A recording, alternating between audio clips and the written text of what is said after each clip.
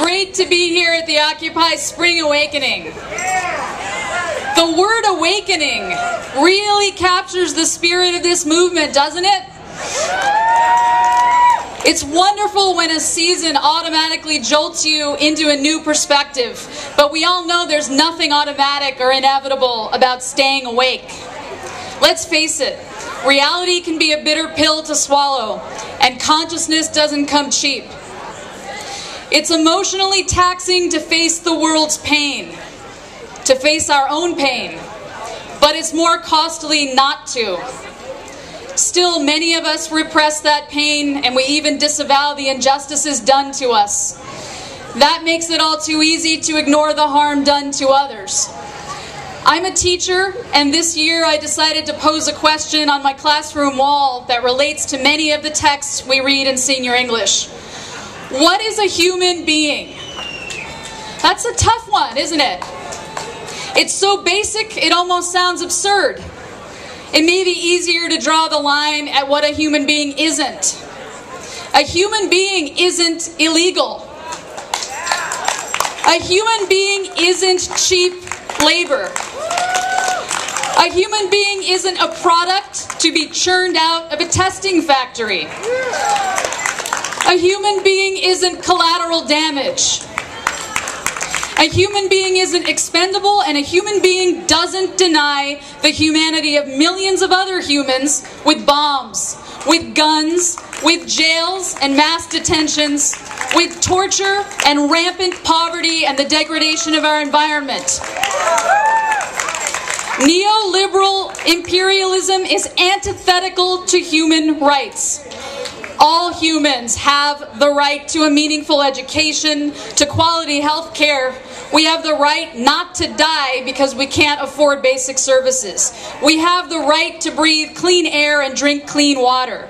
When these human rights are turned into a political crapshoot to serve the whims of corporate power, it's time to reclaim our humanity. A human being is not a corporation. I think that global capitalism has distorted what it means to be a human being, and I believe the Occupy movement is part of an international revolution to bring equality, liberty, and community to our collective existence. I don't have to tell you that, right? I'm not going to prove that to you by citing horrible facts about the 1% vis-a-vis the 99%. As a teacher, I have some experience dispensing information with the aim of enlightening others, and what I've learned is that this approach isn't always the best way to get people to think, much less act. You've got to feel the ache of the question before you can be fully awake. So I need to know why more people don't act to stop injustice. I also want to know why they do, because sometimes they do. Look at us all here today. What woke us up today? And what will keep us awake tomorrow? And why is being asleep so damn seductive? Is ignorance really bliss? How can I find the courage to feel pain and fear and grief and love?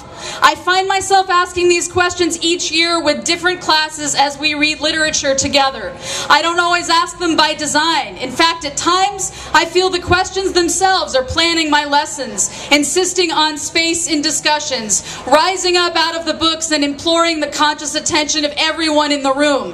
Whether the questions get that attention or not is another matter, but I do my best to honor them, even when they scare me.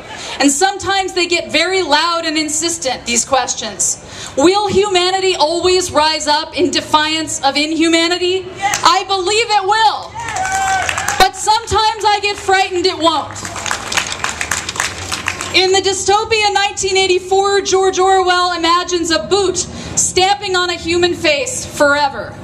That's not a vision I want for the future. That's not a vision I want for the present. And so I ask you, will humanity let inhumanity get away with exploitation and murder? I hear an answer in the Occupy movement. I hear an answer from the younger generation I teach, and it's getting louder, that answer. No.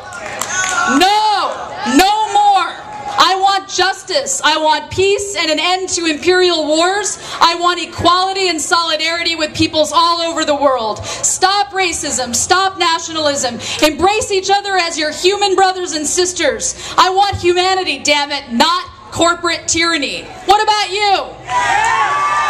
What kind of a world do you want? What kind of a world do you deserve? When we overcome our ignorance, our apathy, and our fear, don't we all answer that question in the same way? With action, with protest, with help for the vulnerable and victimized, with resistance to the violent and vicious, with real hope.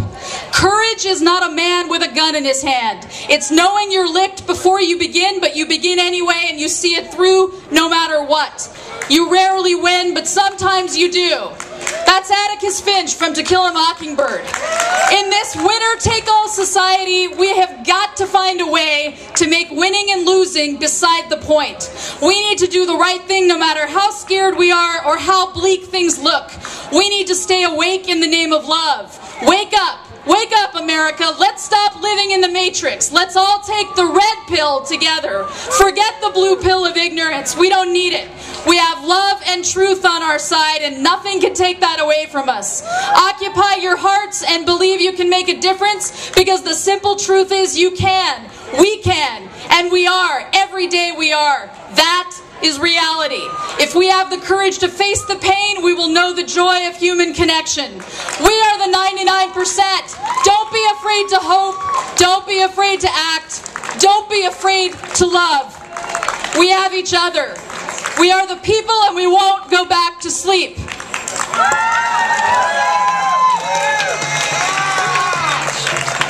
Thank you so much, Simone. She really knows how